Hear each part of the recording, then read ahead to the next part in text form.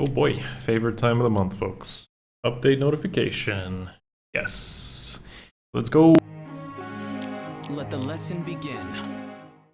Hey guys, Akariss here, bringing you another Fire Emblem Heroes video. Today's video is going to talk about the update notification. Now, if I haven't already said this, I think this is like my favorite time of the month in Feb because we always get something new and exciting for the most part, except some, like, at least refines at the very least. Like these moments in the time of the month are always like Christmas for me, at least. So I'm going to go over everything in the update notif. There are things obviously that weren't covered in the FET channel. If you want more of a first impressions, the FET channel reaction impressions video will be above me and in the description below. But yeah, let's talk about this and some of the more exciting things, because this one is exciting. I think they've really blown it out of the park since probably book 5 has happened in FET. Like every update has been pretty solid.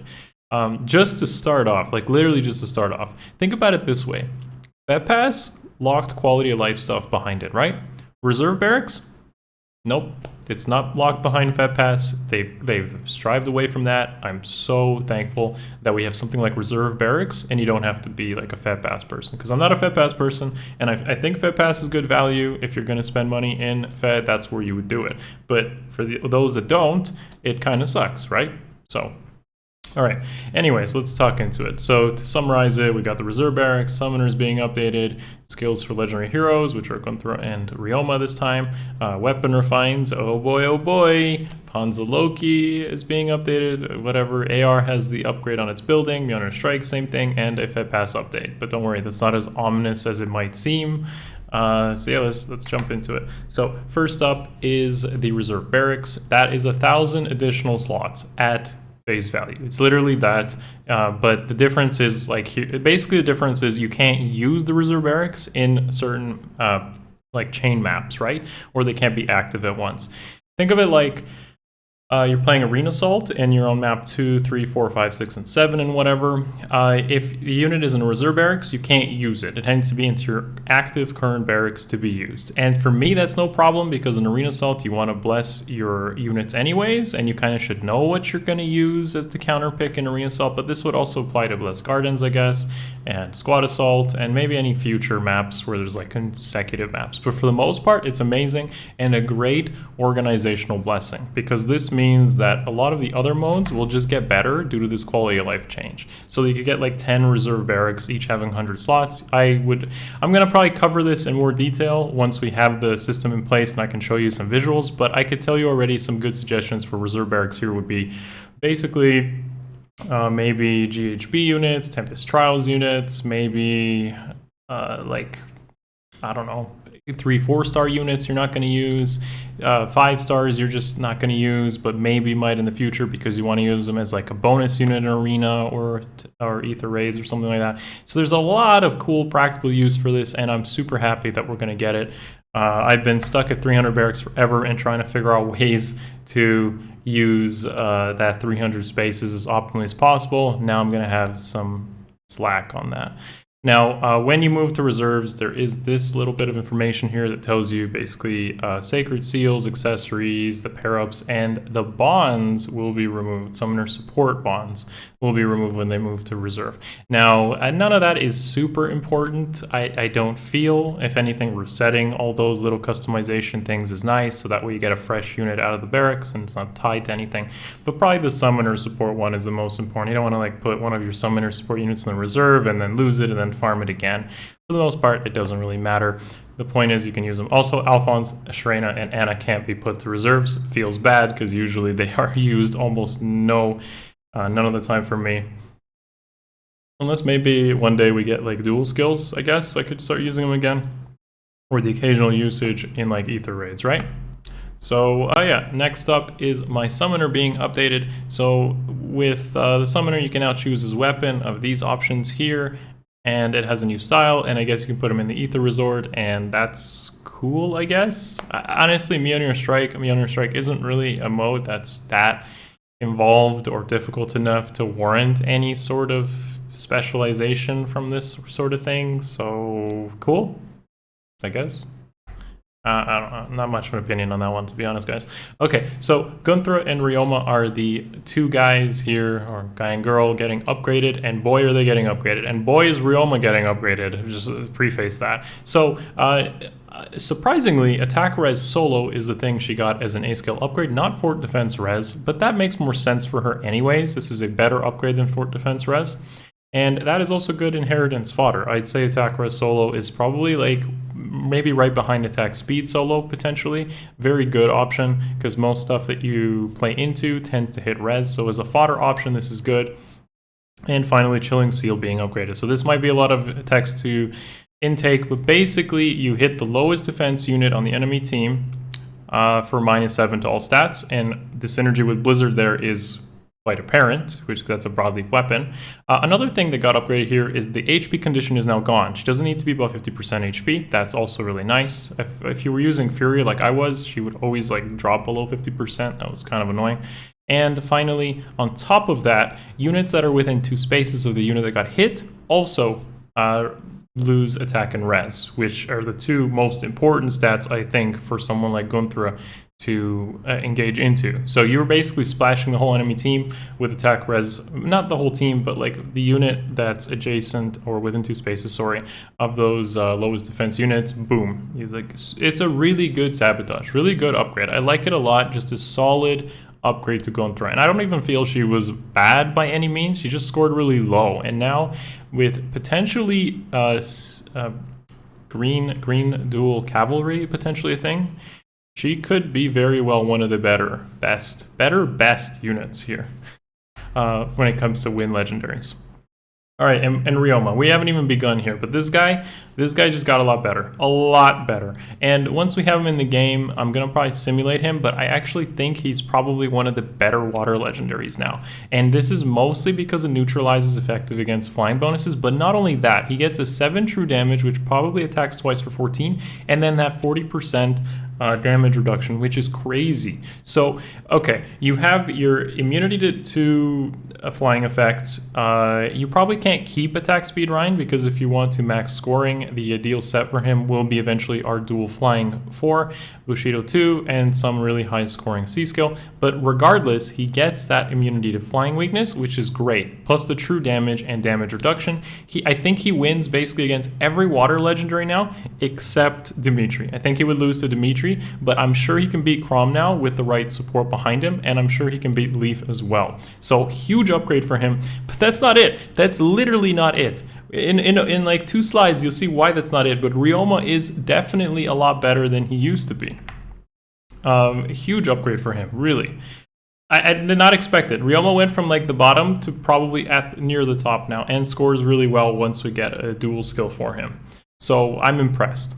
Next set of ephemeras are really appealing. So we do keep the trend of GHBs, which is awesome. So those of you that haven't invested in Hannah, potentially a 2200 Grail investment.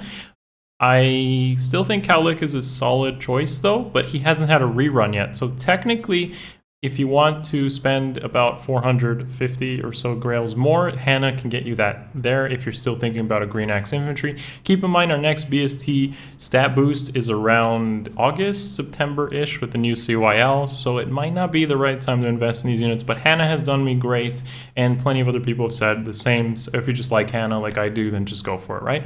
Cowlick is a good alternative though. Anyways, the 5-star options here are Ishtar and Sigrun, Bridal Sigrun. So Bridal Sigrun is very, very, very good as a freebie because that is ARD speed defense. And in my opinion, a lot of like big nukers lack in defense but have too much res. So what happens is if you use the budget ARD speed res off Mercedes, you're not really balancing your stat spread as much. Now, I do think ARD attack speed or attack defense or potentially even attack res are still somewhat better, but this is a freebie and it's a really good one because you can balance your stat spread on a lot of units better.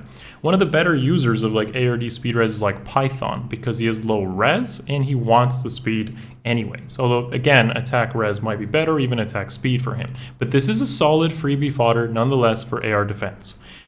Finally, Ishtar is one of the bigger winners of refines recently. give her wind sweep, and she is able to basically kill Vector, which it already speaks volumes of units' viability nowadays. But of course, it works against a lot of other tanks as well, like Brave Edelgard or Brave Dimitri, who cannot run Null Seed Disrupt, or I guess Dimitri can, but would probably still end up dying anyways. Okay, maybe he wouldn't, but why would you swap off the Blue Lion rule? I don't know. Anyways, Ishtar is really good as a freebie. If you already have one copy of her, a +1 will make her really good. Like, that's the biggest merge upgrade. So this is a solid set of Ephemera, and I'm really glad to see that as well. They're not really holding back on that. And boy, do we have it. Boy, look at that. That is the juice, finally, that everyone's been waiting for. I think, like, everyone who's been playing years probably has copies of, like, everything at this point. Like, this is like, oh my god, I have all these units. And it really is. I have everything here except Zelgius and Legendary Ryoma right now. So for me, you know, whatever. But boy, is this awesome. This is a crazy good set of refines.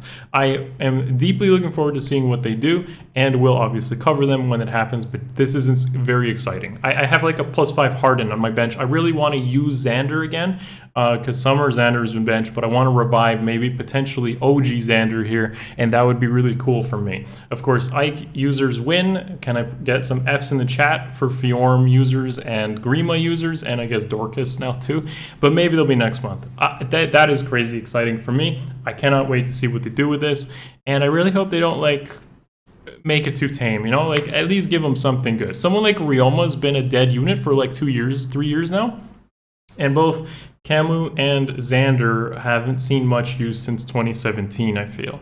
So let's go. Let's make these viable. Let's make them unique. Let's go. That is crazy.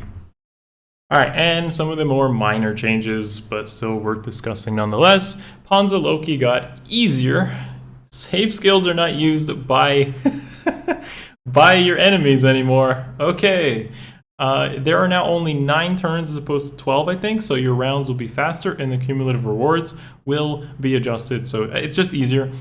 This, I guess, is an incentive for playing advanced, but I still wouldn't recommend playing advanced. It's just you can climb all tiers with intermediate and stay. If you just do your match, you have a good brigade, play intermediate. So yeah, that's nice. I guess small quality of life change. Panza Loki's been fairly easy for me. I don't mind it so much, so you know, it's fine. Ether Raids now has Bolt Tower as an upgrade, so that's good for Bolt Tower users. I haven't used Bolt Tower in months now, personally, but it is a pretty good thing to use for low charge Gale Force strategies, Vantage strategies, and some PvE strategies. I don't dismiss the utility of a Bolt Tower on offense and the synergy with a lot of good team comps. I personally don't use it though, but that's because I just value my space. All right, and finally, Grail add-ons or Solon and Saleh, so whatever. Whatever. Fet Pass, this is a interesting quality of life change that I didn't even know about, but apparently you could not use your Fet Pass over different devices, like between iOS and Android. I didn't even know this was a thing, and I'm glad they changed that, because that's like, why isn't that a thing anyways? Okay, great for them. And finally, apparently there's a change with Pathfinder and Auto Battle. I don't know what that one is about either. Again, let me know in the comments if you know what that is, because I don't have Pathfinder, so I haven't been personally able to really experiment with that. But yeah. All right, guys, so that pretty much summarizes everything in this update. I am excited. I think that this is like month after month after month after month. They finally have been churning out these solid changes to the game. Nice quality of life changes, good upgrades on units that deserve it, good freebies. Yeah, keeping that player engagement, and it shows. Thank you, guys. As always, if you enjoy the content, give it a thumbs up. Subscribe to the channel if you haven't already. Go check out some of the AR gameplay and AR defense replay videos. I know they haven't been getting as much attention, so go and do that. That really, again, helps the channel if you do the due diligence, watch it, maybe learn something from it. I hope it does help you.